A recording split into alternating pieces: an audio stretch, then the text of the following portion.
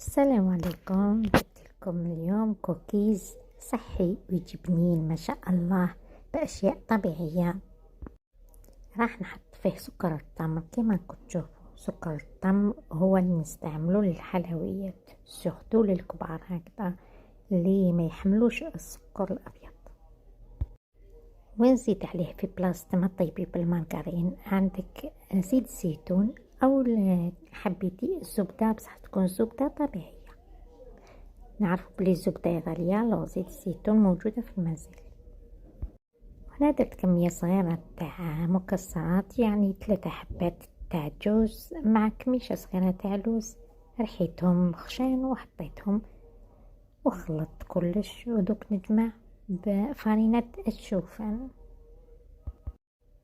رقائق الشوفان غنيين عن التعريف، يعني ياكلوهم مع الصباح وكامل هكذا. كان رحيت من الرقائق هادوك وصنعت بهم فرينة اللي نديرها لي كاتو. هاد الرقائق اللي كنت تشوفوهم، وراح نضيف لهم شوية تاع بيكربونات الصودا.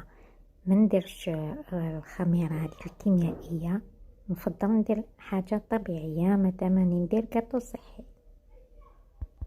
ونقعد نخلط ونجمع حتى نتحصل هكذا على خليط يقدر يتكون باليد. كيما هذيك الفرينة ما كملتهاش كامل، شوفوا بقى منها شوية. التشكيل شكليهم كيما حبيتي، كل واحد وكيفاش يحب الكاتو تاعو. تحبيتيهم في ليمول هذوك تاع السيليكون، ولا انا شكلتهم غير على شكل كوكيز دوائر.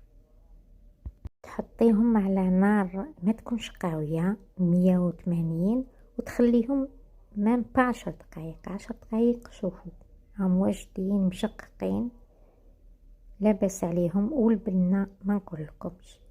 ان شاء الله ما تنسونيش باللايك والاشتراك.